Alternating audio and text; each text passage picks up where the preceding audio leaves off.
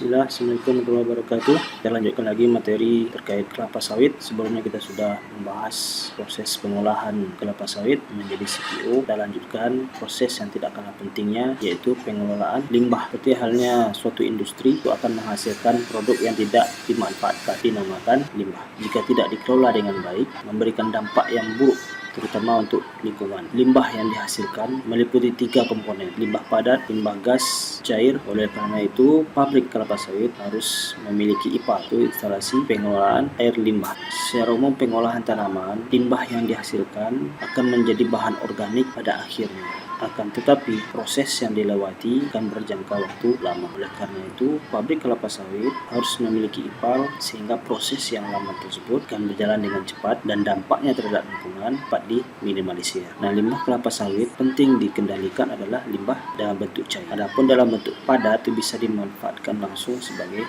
bahan organik dengan proses dekomposisi. Adapun dalam bentuk gas bisa diminimalisir dengan adanya saringan pada corong pabrik dengan memanfaatkan filter, sehingga gas yang dihasilkan itu tidak menghasilkan polutan. Dari mana saja sumber limbah ini dihasilkan? Pada limbah gas ini dihasilkan dari sisa pembakaran. Nah, dalam proses pengolahan kelapa sawit dia menggunakan bahan bakar dalam mengolah CPO dan PKO. Nah, sedangkan pada limbah padat ini dihasilkan dari TKS, tandan kosong kelapa sawit, mulai dari cangkangnya dan serat. Adapun limbah cair sumbernya mulai dari stasiun sterilizer atau stasiun perebusan, stasiun klarifikasi atau pemurnian, mulai dari hidrocyclone berupa air buangan dari proses pemisahan cangkang dan inti sawit. Nah, untuk limbah cair ini disebut juga dengan palm oil mill effluent dari satu tandan buah segar. Nah, ini menghasilkan minyak baik CPO, minyak kasarnya, kemudian akan menghasilkan minyak murninya 21%, dan ada PKO. Selebihnya ini menghasilkan limbah. Jika proses pengolahan kelapa sawit dibagi 3 bahagian besar, pertama proses sterilisasi atau perebusan akan menghasilkan tandan kosong kelapa sawit. Proses berikutnya ekstrak minyak atau pemurnian minyak yang diawali dengan pemisahan kernel dengan daging buah. Nah, daging buah diproses pemurnian minyak hasilkan sup cairan padat, kemudian pengolahan kernel akan memisahkan kernel menghasilkan limbah fiber. Pemisahan cangkang dengan kernel secara besar terdapat tandan kosong, fiber, selut, dan cangkang atau shell. Limbah padat dapat dimanfaatkan langsung sebagai kompos ataupun sebagai mulsa. Cangkang dan fibernya bisa sebagai energi, dan limbah gasnya disaring sebelum dilepas ke udara. Nah, limbah cair ini diberi perlakuan khusus dalam pengelolaannya sebelum dilepas ke lingkungan, maka dampak negatif bagi lingkungan dapat diminimalisir. Kenapa perlu limbah cair ini diproses? Karena limbah cair mengandung bahan organik dan mineral yang cukup tinggi jika dibuang langsung ke sumber air seperti sungai, gunung, biota yang ada mikro dan makroorganisme. Bahan organik di sini adalah bahan organik yang belum bisa diserap dimanfaatkan langsung oleh tanaman. Butuh proses dekomposisi, penguraian lebih lanjut sehingga bisa dimanfaatkan oleh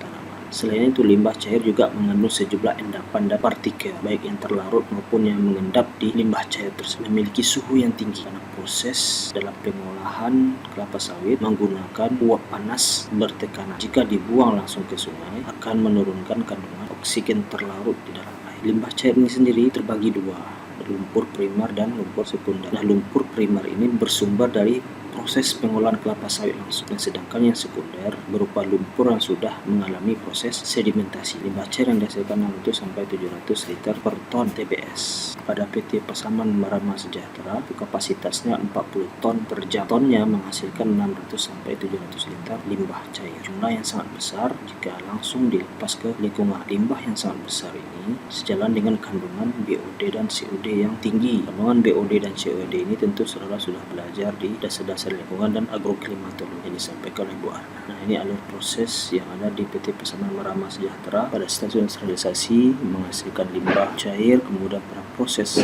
pemurnian minyak juga akan menghasilkan limbah. Sedangkan pada kernel juga akan menghasilkan limbah. Pengolahan limbah kelapa sawit bisa kita lihat studi kasusnya pada KS Silau. Terdiri dari 3 kolam fed pit, 2 cooling pond atau kolam pendingin, 1 kolam netralisasi untuk menetralkan pH-nya, kemudian 2 kolam anaerobik, 2 kolam aerobik, dan 1 kolam penampungan air. Nah, setelah melalui proses pengolahan tersebut dapat diaplikasikan ke lahan perkebunan kelapa sawit bagan pengelolaan limbah cair yang ada di PKS Silau. Nah, kolam fed pit ini menggunakan steam atau pemanas yang bertujuan untuk memisahkan minyak dengan sludge. Karena ini kolam pertama, masih terdapat minyak hasil pengolahan CPO. Jadi minyak ini akan kembali ke stasiun pemurnian oil purifier, sedangkan limbah akan dialirkan ke kolam berikutnya. Suhu pada kolam PLP ini mencapai 60-70 derajat Celcius. Pada PT PMS Pasaman Barat, ini bentuk dari kolam pet pit atau penampungan awal dari limbah. Volume limbah cair yang dihasilkan yang terbesar berasal dari stasiun klarifikasi. Setelah dari kolam pet pit dialirkan ke kolam pendingin atau cooling pond. Sesuai dengan namanya, bertujuan untuk mendinginkan limbah yang masih tinggi suhunya. Dialirkan dengan menggunakan pompa. Proses pemompaan ini berjalan sepanjang proses pengolahan minyak CPO-nya berjalan. Suhu tersebut akan turun hingga 50-40%. Limbah dialirkan ke kolam berikutnya, yaitu kolam netralisasi. Bertujuan untuk menetralisasi kondisi limbah. Kondisi limbah ini umumnya masa pH-nya rendah. Kolam netralisasi ini merupakan kolam pelengkap karena dia melengkapi kolam sebelumnya, yaitu cooling pond. Kolam berikutnya kolam anaerob, terdiri dari kolam primer dan sekunder. Pada kolam pertama ini diberi umpan atau feeding berupa bakteri yang bertujuan untuk menaikkan pH secara bertahap dan menurunkan kandungan BOD limbah cair. Nah, suhu pada kolam anaerob ini sudah mencapai 40-50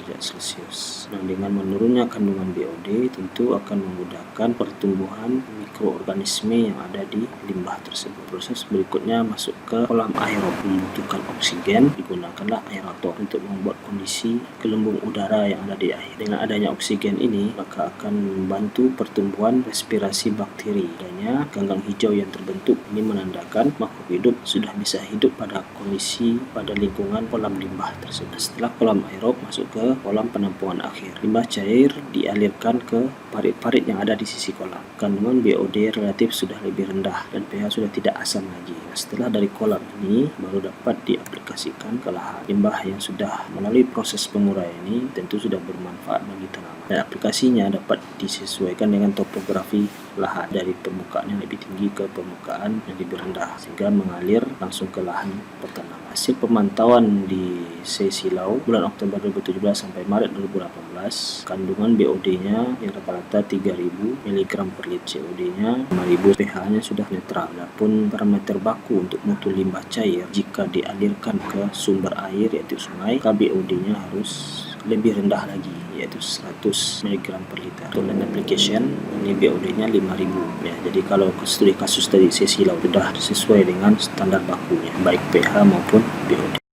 Adapun pada studi kasus di ASF Kalimantan Selatan, dia memiliki 8 kolam penanganan. Jumlah kolam ini tidak ada yang baku, jenis kolam yang ada hampir sama. Kolam pendingin, kolam anaerobnya, kolam aerobnya, dan kolam penampungan akhir. Pada studi kasus di Kalimantan Selatan ini, 60% kolam terisi. Masa retensi, masa limbah yang bertahan di kolam tersebut kisaran 89 sampai 147 hari. Setelah itu sudah diaplikasikan ke aplikasi ke lahan, yaitu sistem irigasi yang ditampung pada kolam-kolam datar yang terhubung dengan ketinggian relatif sesuai dengan topografi. Ini dia bentuknya terasering. Nah, flatbed ini ada pada gawang mati yang berbentuk 4 persegi. Panjang aplikasinya 750 ton per hektar per tahun. Dilakukan rotasi 3 kali setahun sehingga dosis setiap aplikasinya 250 ton per hektar.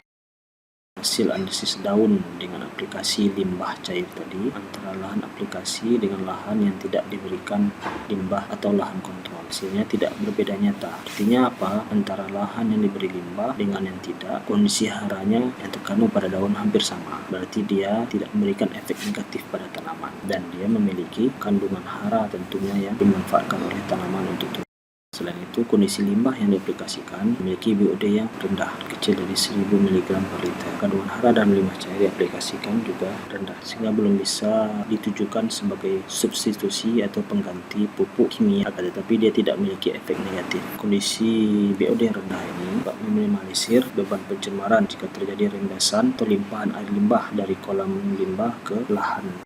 Oke, sekian materi terkait pengolahan limbah ini.